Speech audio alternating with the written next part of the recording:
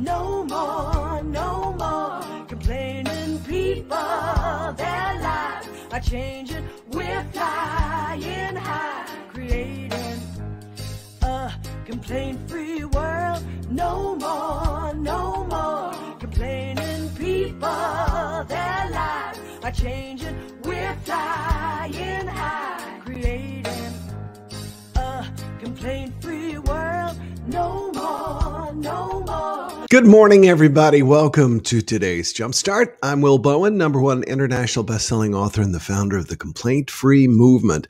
And we get together every day to jumpstart our day in a positive way. And I'm glad to have you here with me, whether you're watching this on replay or whether you are here live with me on Facebook at 8 a.m. That's Eastern time, whatever time it is for you. I'm excited because over the next, I'm guessing 10 days, I've only written out 8, but we're going to be talking about what I consider to be the most important book people can read. And I say that because it's not taught in school, and yet it is the most highly paid skill that a person can have in pretty much any field. Not all, but in pretty much any field. A person is going to do so much better, and that is simply the ability to get along well with other people. That has been a struggle for me my entire life. My family did not demonstrate it, and so I basically took what I knew as a way to engage with people. In my family, there was so much discord and anger, and that oftentimes the littlest thing caused the biggest reaction. And when you take that out into a world that is not used to that, then you're going to get a lot of pushback from people, and it's going to be a struggle, hence being divorced 3 times.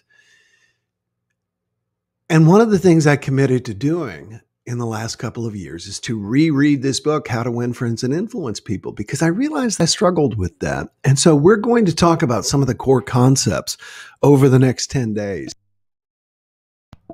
So what I want you to do is, as we talk about these key skills or concepts, to take them then and to practice them one a day in your life as we talk about them.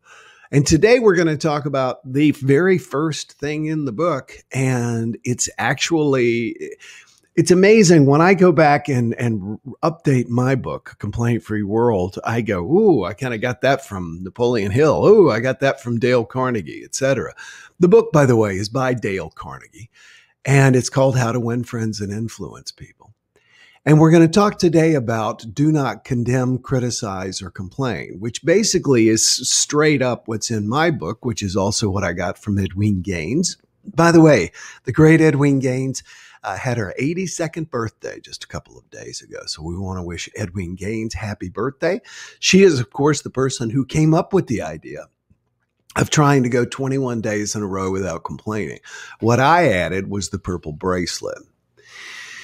The book, How to Win Friends and Influence People, came about because many people were asking Dale Carnegie, as an adult educator at a YMCA, to create something that helped them at work, helped them in their lives, helped them in their families. And what Carnegie realized is that there's only one thing, and that is your ability to get along with people. Now, I think How to Get Along with People might have been a good title. How to Win Friends and Influence People, that probably was the publisher came up with something like that that's very assertive and strong. And the title has been criticized for many years. It sounds like manipulation. I look at it as putting yourself in a situation where you present the best of yourself rather than the worst of yourself. Or, as most people do, present themselves on autopilot, poised to react to whatever the other person says or does or how they treat them. And How to Win Friends and Influence People takes a proactive approach to getting along with other people. I have listened to the book more than a dozen times over the last couple of years, and I still find that even with that and meditation and everything, my mind will sometimes go back to that me versus them mentality, the ego-based thinking that idea of I need to survive and don't really care about you, no matter how close you are to me. And we all have that. So that is part of our survival instinct. The thing is, it is not necessary in this day and age in most cases, and it's counterproductive. So what we want to do is to begin to learn to get along better with other people. So today we're going to start with one of the very first principles, and that is do not condemn, criticize, or complain. Dale Carnegie said one of my favorite quotes on complaining. He said, any fool can condemn, criticize, or complain, and most fools do. You know, the easiest thing is to criticize something else. The easiest thing is to generate conversation by saying something negative. And yet it's not good for you and it's not good for other people. The other day, I was getting on the shuttle to come home from a speaking event, and I had my AirPods in, and I needed to adjust my mask. And because I needed to adjust my mask, one of my AirPod Pros fell out and fell on the floor of the van. And this man started, I look for it, and the driver said, oh, there it is. And we weren't driving at that point. And so I got it. And this guy goes, those things are terrible. They fall out all the time. And I thought, I've never had them just fall out. I knocked it out with my thing. And yet, so what he did was in that moment, he condemned the AirPods. And then I thought to myself, I wonder if he even has a pair of AirPods. And then I realized, no, the easiest thing to do to generate a conversation, because he was trying to talk to this woman next to him, is to just say something negative, even if it's sometimes made up. Take a look at the media. And I won't point fingers at which media, but just to condemn something, it begins the conversation and it gets people focused on you. So do not condemn, criticize. Criticize is to diminish.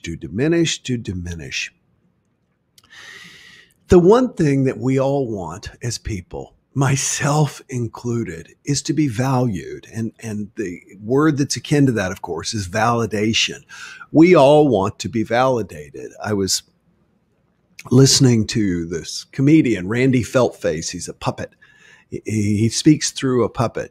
And he talks about how on Facebook, we take a picture and we put it up, and then we're constantly checking back to see if other people have validated our picture. I did that the other day with some pictures.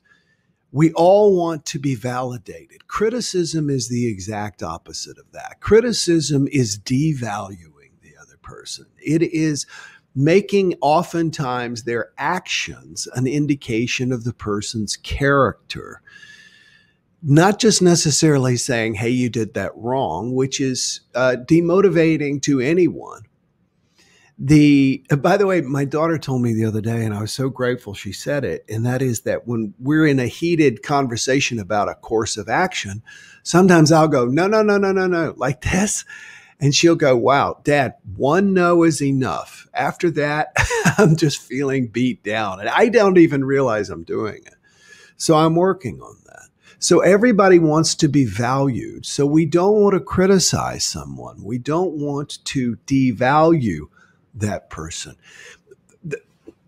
The thing I've gotten the most from How to Win Friends and Influence People, and I'm going to press pause here and come back to what we were talking about, is that you really don't need to get upset internally, and you don't need to express yourself negatively externally to get other people to do things that you would like them to do. And we all want people to do things. From kids, we want them to pick up their clothes in the bedroom, to adults, we want them to put forth effort into a job, et cetera, to putting the dishes in the dishwasher rather than leaving them in the sink.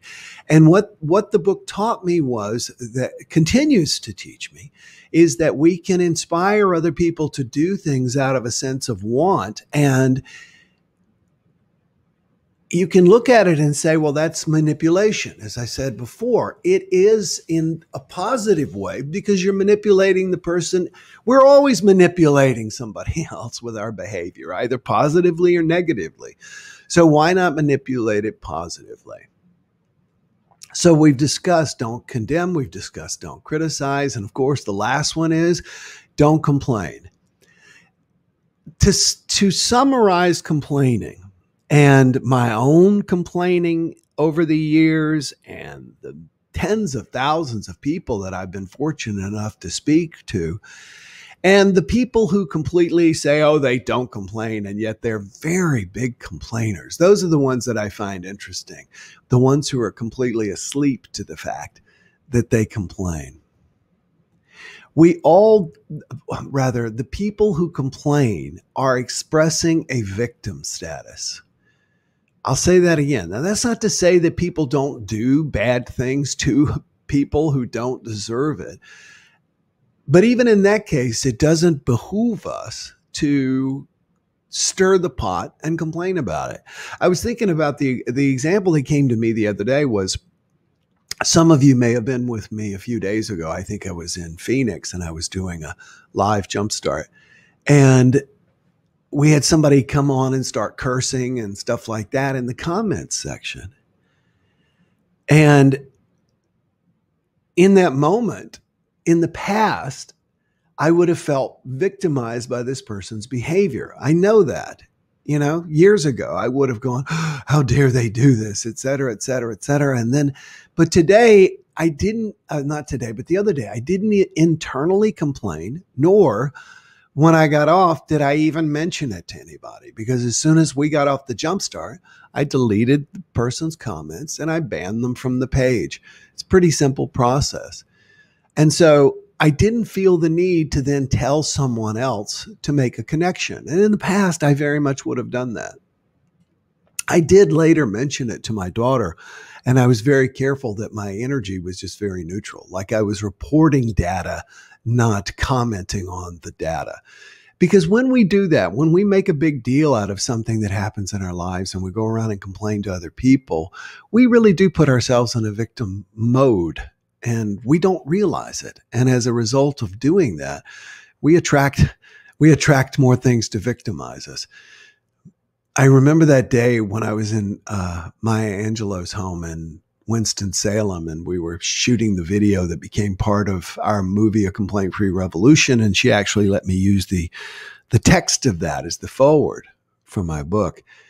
And she told me something that she had said before, but which I had not remembered. And that was that complaining lets a bully know that there's a victim in the neighborhood.